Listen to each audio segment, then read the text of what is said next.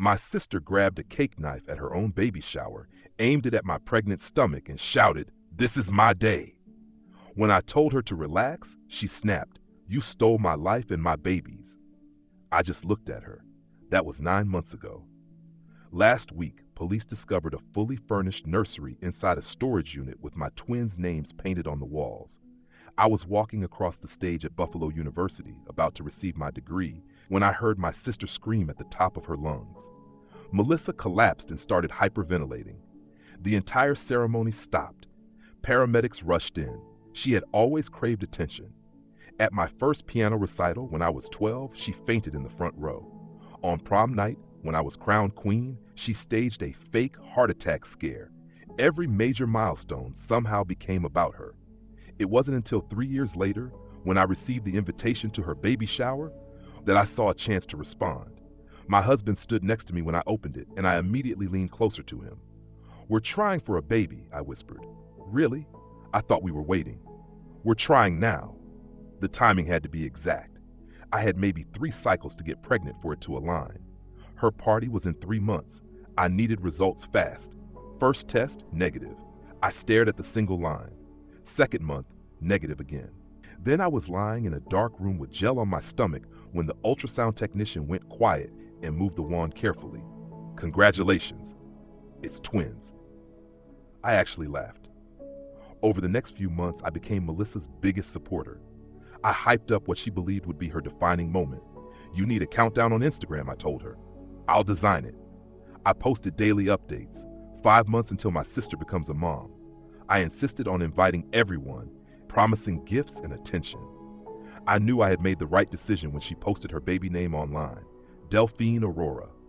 It was a name I had written in my diary at 15 and never shared with anyone. She had clearly gone through my room. On the morning of her shower, I smiled sweetly while curling her hair. When she grew emotional, I struggled not to react. If only one of us got to be pregnant, I'm glad it's me.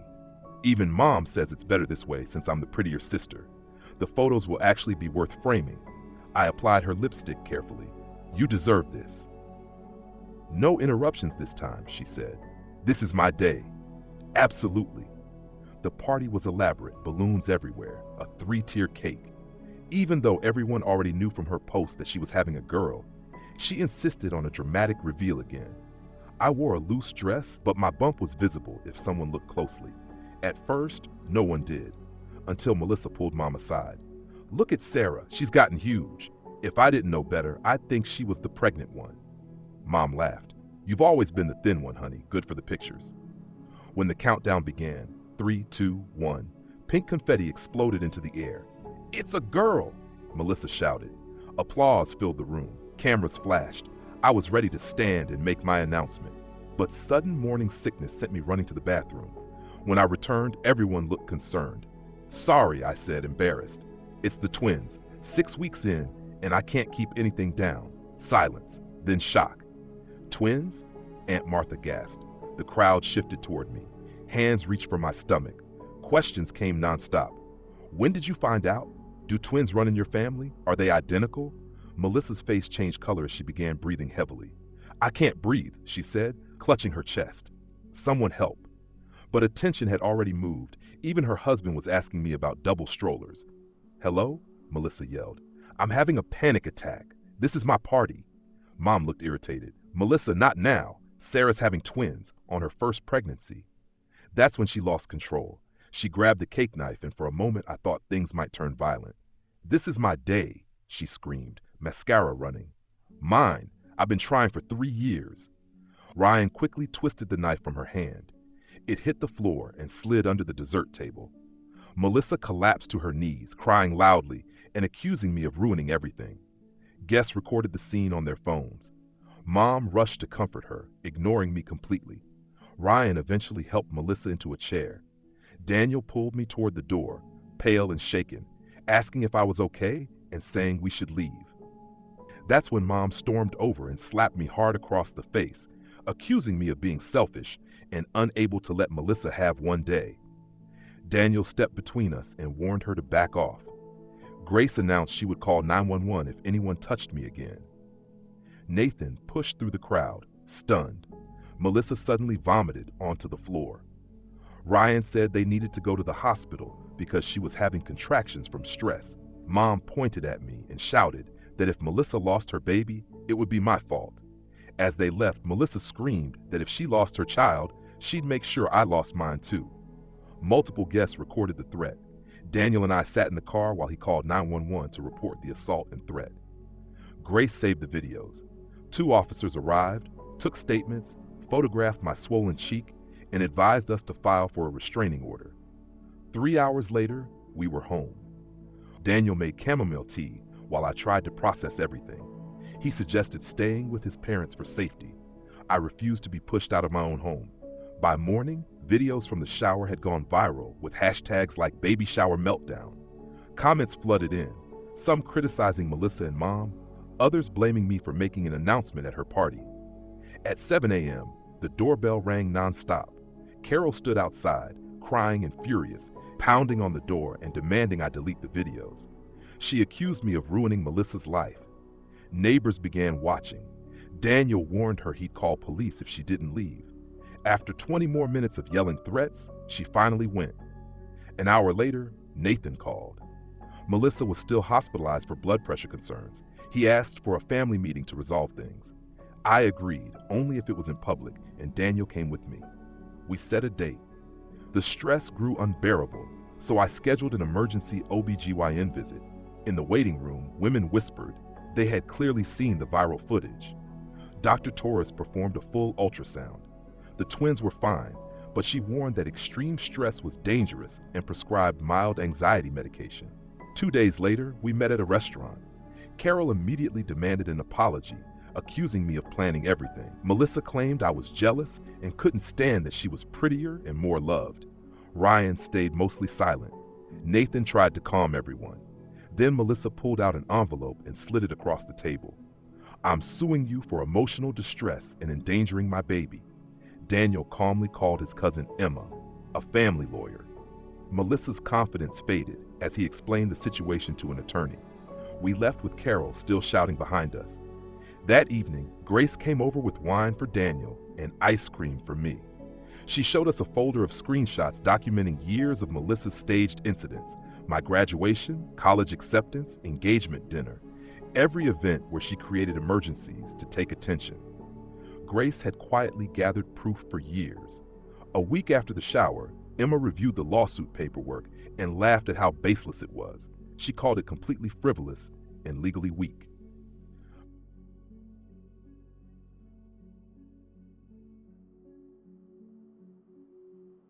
Would be dismissed immediately. She recommended we countersue for assault since Carol had slapped me at the shower. We could also take legal action over the threats Melissa made about our babies, which were clearly recorded on video. Emma helped us organize every document we would need for court. Having proper legal representation finally allowed me to sleep through the night for the first time since the incident. The following week, we went to the county courthouse to request a restraining order. Emma joined us with printed screenshots of threatening messages and video evidence from the party. The judge reviewed everything, including statements from neighbors about Carol's outburst. He granted a temporary restraining order preventing both Carol and Melissa from coming within 500 feet of us. The order specifically included our home, Daniel's workplace, and my doctor's office. Carol violated the restraining order within 48 hours by appearing at Daniel's office building. She bypassed security and began yelling at the receptionist to see him. Security restrained her and contacted police as she continued shouting accusations about me ruining her family. She was arrested in front of Daniel's coworkers. His employer later suggested he work remotely until the situation stabilized. Daniel set up a workspace in our spare bedroom the next day. A few nights later, I woke at 3 a.m. to strange noises outside our bedroom window. When I looked through the blinds, I saw Melissa's car parked across the street, just beyond the 500-foot limit. She sat in the driver's seat staring directly at our building. I watched for 20 minutes. She did not move. She remained there for 3 hours. The next morning, Daniel installed security cameras covering every angle of our property. For 2 weeks, Melissa parked just outside camera range almost every night. Then Nathan arrived at our door looking exhausted. He said Carol had been staying with them since the shower and was constantly criticizing me, which was overwhelming Ryan. According to Nathan, Ryan was considering divorce because Melissa's fixation on attacking me was affecting her health during pregnancy. The stress was impacting their baby. 3 days later, I had my 20-week anatomy scan. The technician remained quiet longer than usual. Dr. Torres reviewed the images carefully and measured both twins repeatedly. One twin was smaller and required weekly monitoring. The stress was affecting the pregnancy, and I struggled to hold back tears. Daniel held me in that dim exam room while I tried to stay composed. That evening, Grace called urgently. Someone had posted my private medical information in a local parenting group, my doctor's name, clinic address, and appointment schedule. Screenshots of my chart revealed I was carrying twins and listed my due date. Only someone with hospital access could have retrieved that data. Daniel contacted hospital security immediately while I put Emma on speaker. She confirmed this was a serious federal offense and advised us to preserve all evidence. The next morning, Emma informed us that Nathan's wife, Linda, who worked in hospital billing, had accessed my records illegally. IT logs showed her login had opened my file 17 times in 1 month. She was escorted out and faced immediate termination. The hospital administrator apologized and confirmed cooperation with the criminal investigation. Nathan returned later that evening, devastated. He claimed he had no knowledge of Linda's involvement and felt betrayed.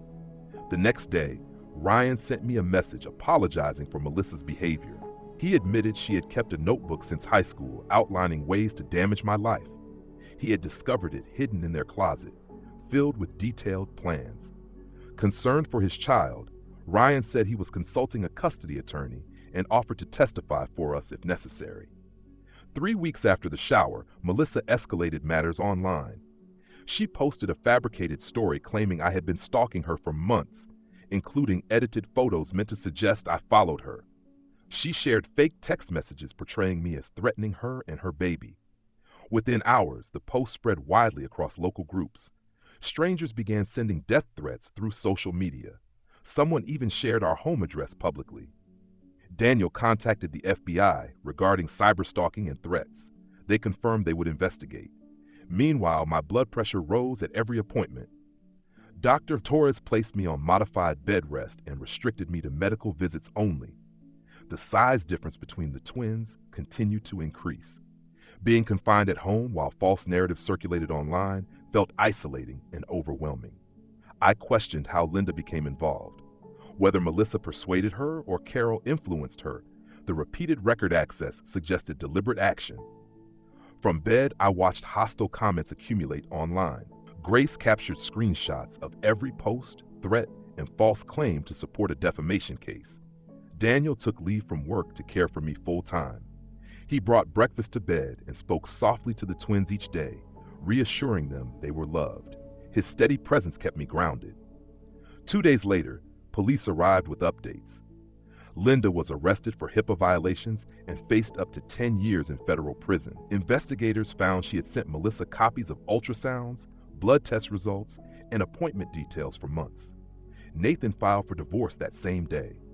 A month after the baby shower, a process server delivered another lawsuit. Melissa was suing us for alienation of affection, conspiracy, emotional distress, and reputational harm. She demanded $500,000 plus legal fees. Legal costs were mounting rapidly. Emma advised us to come to her office immediately. She filed countersuits for defamation, harassment, and emotional distress and pursued criminal charges against Carol for assault. She warned resolution could take months or years. 2 weeks later, I woke at 3 a.m. with sharp abdominal pain. Daniel drove me to the hospital as contractions began at 24 weeks. Dr. Torres administered medication to stop labor and explained the twins would not survive if delivered that early. I remained hospitalized for 3 days until contractions subsided. During that time, Melissa posted online suggesting this was karma. Ryan visited quietly with flowers and apologized again. He disclosed that Melissa had been prescribed mental health medication but refused treatment. He documented her behavior for divorce proceedings. 6 weeks after the shower, Grace organized a supportive gathering at our home. Friends, co-workers, and neighbors brought meals and baby supplies. While we were outside, Melissa arrived on our lawn, 8 months pregnant, accusing me of turning everyone against her. Grace attempted to guide her away. Moments later, Melissa appeared to go into labor. An ambulance transported her to the hospital. She blamed me publicly. The following morning, we learned she had delivered a healthy baby girl.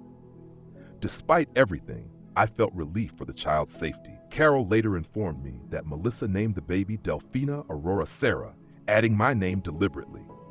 Ryan stated he would not sign the birth certificate unless Melissa agreed to counseling. 2 months after the original shower, Grace hosted another baby shower for me. During the event, a process server delivered more papers. Melissa was seeking a restraining order against me, claiming I caused her premature labor. The assigned judge attended Carol's church, raising concerns about impartiality. Despite our evidence and Emma's objections, the judge granted Melissa a restraining order, requiring us to remain 500 feet apart. Emma immediately filed for recusal and initiated an appeal. The legal process would take weeks. That night, I lay in bed feeling the twins move inside me. Daniel held me as I cried, overwhelmed by the kind of world we were bringing our children into. Both of us were exhausted from ongoing lawsuits and emotional attacks from my family. 10 weeks passed with lawyers exchanging documents while my pregnancy progressed. One morning, Grace arrived at my door with a dusty cardboard box from her garage. She had rescued all our childhood photos that Carol had thrown out years ago. I spread the photos across the coffee table while she made tea. There was one of Melissa and me at age 5 and 6 at the beach, both grinning with missing front teeth. Another showed us in matching Halloween costumes she had begged me to wear. Photo after photo reminded me that we had once genuinely loved each other. My hands shook as I picked up one from my 8th birthday, where Melissa helped me blow out the candles with a smile of pure joy. Grace rubbed my back as I cried. This wasn't about a baby shower anymore. It was mental illness erasing what had once been a real relationship. Later that afternoon, Ryan called with news that chilled me. He had filed for emergency custody of Delphine after discovering Melissa's notebook, where she had repeatedly written, "Destroy Sarah," for 20 pages. She had been refusing her prescribed medication and had missed 3 psychiatrist appointments. Based on the evidence, the judge immediately granted his petition. When the custody officer arrived at Carol's house to serve the papers, Melissa panicked. She grabbed Delphine and ran to her car while Carol blocked the officer. They disappeared before anyone could intervene. Ryan filed a missing person report within an hour. That evening, an Amber Alert went out with photos and descriptions of Melissa, Carol, and Delphine. I watched every news update anxiously while Daniel coordinated with Emma on the phone. Around midnight, authorities located them at a motel 2 towns over after someone recognized them from the alert. Both women were arrested for custodial interference. News footage showed Melissa screaming and resisting officers, while Carol claimed persecution. Baby Delphine was safely returned to Ryan, who held her tightly. 3 days later, Emma called us in to discuss the escalating charges. Files covered assault, threats, harassment, and now kidnapping. The prosecutor was pursuing serious jail time due to the pattern of escalating behavior. Emma asked if I was prepared to testify against my mother and sister, potentially sending them to prison. My stomach churned, but I nodded with Daniel holding my hand. Nathan visited the following week, visibly aged and exhausted. His divorce from Linda was finalized, and he had started therapy twice a week. At our kitchen table, he apologized for 30 years of enabling Carol and favoring Melissa. He admitted he knew it was wrong but avoided conflict. He cried, expressing regret for not protecting me sooner. 3 months after the baby shower, I was in a deposition answering detailed questions when sharp pain struck my abdomen. Contractions hit fast, and Daniel helped me as the stenographer called 911. At the hospital, Dr. Torres administered IV medication to stop preterm labor at 30 weeks. She monitored the twins closely, warning the stress could trigger labor again at any moment. Meanwhile, Emma's appeal succeeded. The judge recused himself, and Melissa's restraining order against me was dismissed. Bench warrants were issued for Melissa and Carol for violating the original protection order. Justice finally seemed attainable, though Dr. Torres insisted on strict hospital bed rest for the remainder of my pregnancy. From my bed, I watched Melissa post on Instagram, claiming persecution and portraying herself as a victim. She appeared disconnected from reality, ignoring the pattern of her own dangerous behavior. Then Daniel brought news complicating matters further. His company was relocating him to Seattle with a promotion. We discussed leaving Buffalo and starting fresh 3,000 miles away. Part of me felt relief, part felt sorrow at leaving behind the chaos. 2 days later, Melissa attempted to approach the hospital to apologize. Security intercepted her, but she screamed that she hoped my babies would die just like our relationship. 3 nurses witnessed the incident, and Emma added witness intimidation to the growing list of charges. 14 weeks after the baby shower, Ryan brought Delphine to my hospital window. She was tiny and perfect, wrapped in a pink blanket, moving her fingers while asleep. He mouthed that he had filed for divorce and would move to Rochester to protect her.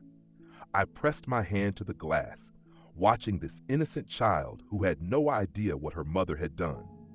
Emma called the next morning to report that the district attorney was consolidating all charges against Melissa and my mother into a criminal case. We would be witnesses in a felony trial, not just a civil case. The arraignment was scheduled for Tuesday, and I watched news coverage from my hospital bed.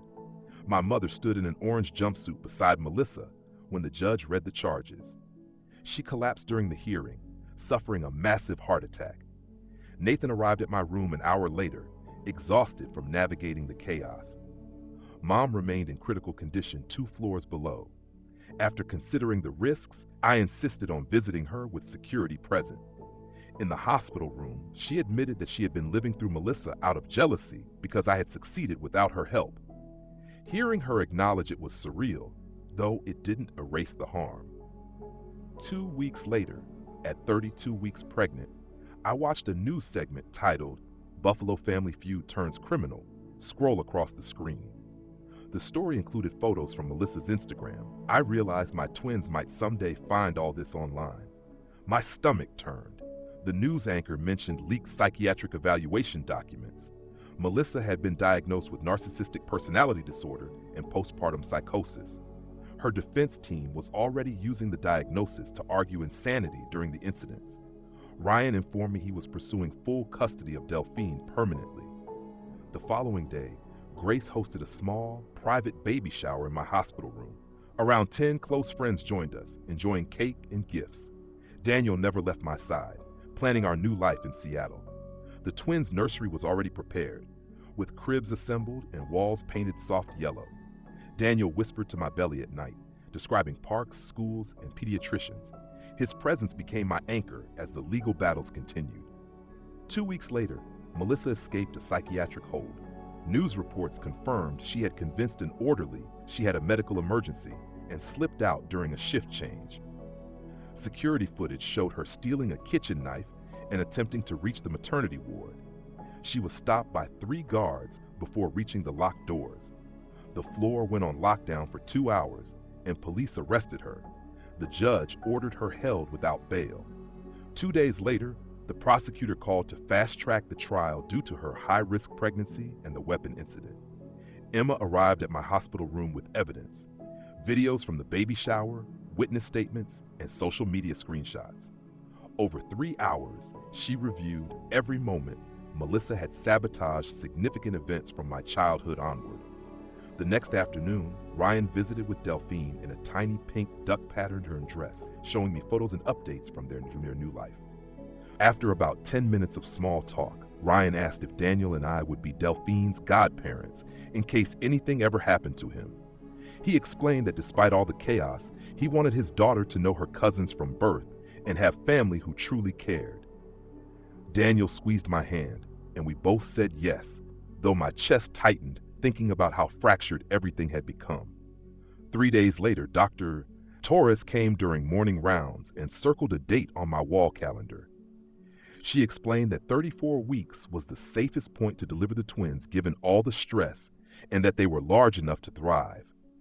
The C-section was scheduled for next Thursday, right in the middle of Melissa's trial.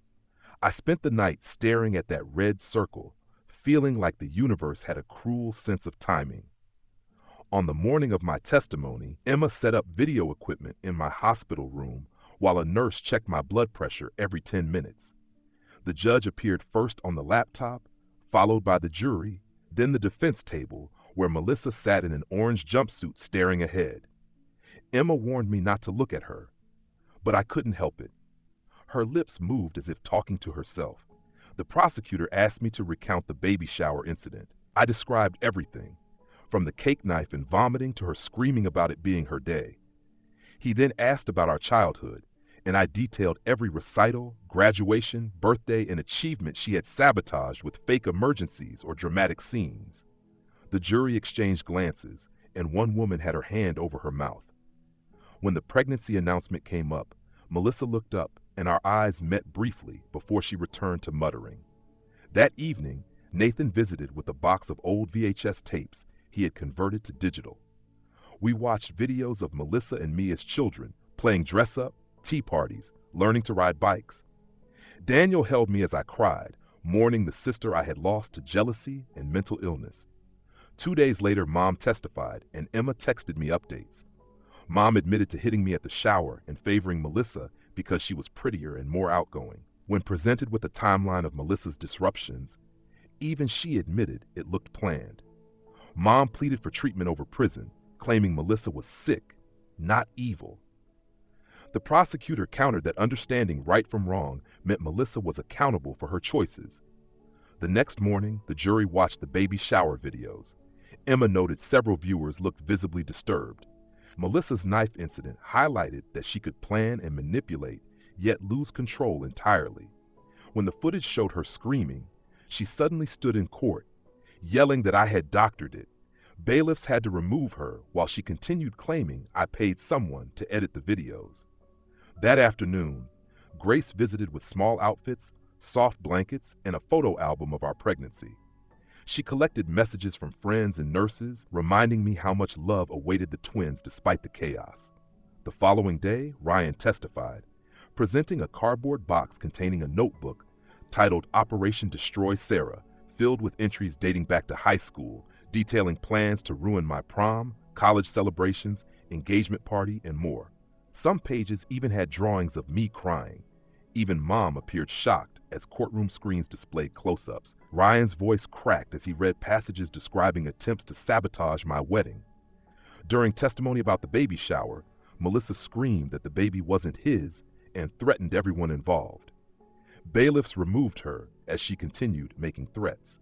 The judge ordered a psychiatric evaluation, and 2 weeks later, Melissa was declared too mentally ill to stand trial and sent to a state hospital. Carol's case proceeded independently. She was legally competent, but malicious. Daniel held my hand as we processed this, knowing a long road remained. The next day, my C-section was scheduled for 35 weeks as the twins were no longer thriving in utero.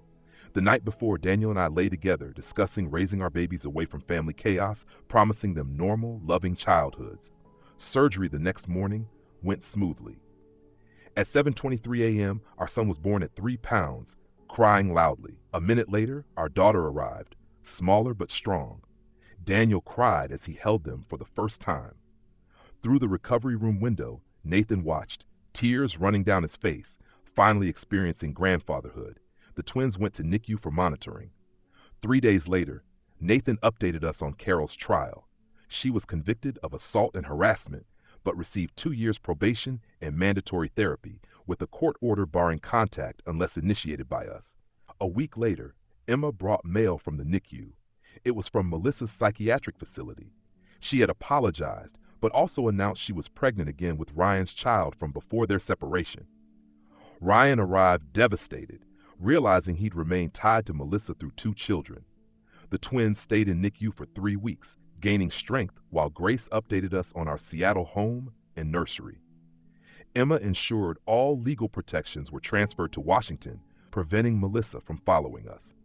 During the twins' second week in NICU, Ryan brought Delphine to see her cousins through the glass. Watching him explain that they were her cousins highlighted the father he could have been in a healthy environment. he promised to keep Melissa away from us. 2 days before discharge, Melissa's psychiatrist called. She had become fixated on the twins, claiming they were hers. Her delusions worsened despite medication, reinforcing the need for us to leave Buffalo immediately. At exactly 3 weeks old, the twins were cleared for discharge. Daniel signed paperwork as Nathan informed us that Linda had pleaded guilty to HIPAA violations, receiving 6 months in jail and losing her license. 3 days later, our final Buffalo dinner with family was bittersweet. Grace hosted, Nathan handed us a photo album from before the chaos, and the twins slept through most of the event. At the airport, Melissa appeared near our gate with a medical aid. She mouthed, "I'm sorry," before being escorted away. That was the last time I saw her. On the plane, I nursed the twins while Daniel researched Seattle neighborhoods. We were finally free. Emma informed me Melissa had been committed involuntarily for at least 6 months, and Ryan was pursuing permanent custody of Delphine. Our Seattle house was perfect, but every doorbell made me jump. Daniel arranged a trauma-focused family therapist. Nathan updated us on Mom's progress. Therapy had helped her acknowledge her past favoritism. 6 months in, the twins turned 1. Nathan visited with a gift, a quilt made by Carol. I didn't open it immediately. Grace moved to Seattle, becoming a daily presence in our lives. Ryan and his new girlfriend joined game nights and barbecues, building a new normal family dynamic. 8 months in, Daniel suggested we renew our vows privately, with only those who mattered present. The backyard ceremony included Grace, Ryan, his girlfriend, and Delphine. Daniel's vows emphasized choosing each other daily. I simply said I loved him. Afterward, we danced silently in the kitchen with the twins asleep.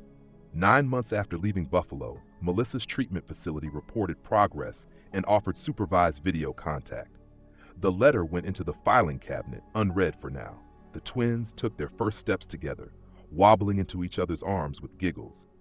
Daniel remarked on competition, and we laughed, reframing it as positive, learning kindness and love. 1 year in Seattle marked 1 year since the baby shower. I posted a photo of the twins laughing at the park with the caption, "The best revenge is a life well lived," disabling comments. Watching them play in a safe, calm environment made me realize that our story of brokenness and healing had finally led to peace.